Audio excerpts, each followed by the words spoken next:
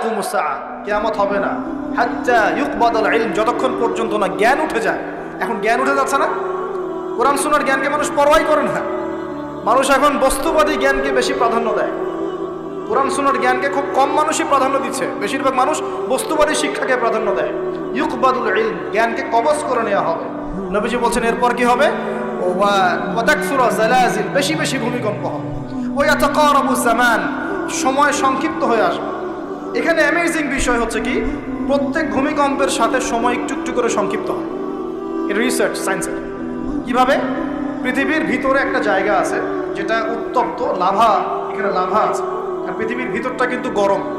উপরেরটা আমরা যদিও দেখি এরকম শিলা, পাহাড় ইত্যাদি, পৃথিবীর ভিতরে কিন্তু আছে লাভা, যেটা সবাই মোটামুটি জানেন। এর ভিতরে একটা জায়গা আছে, ইনার কোর বলে জায়গাটা, একদম ভিতর। এখনকার সাম্প্রতিক গবেষণা বলছে যে ভূমিকম্পগুলোর প্রভাবে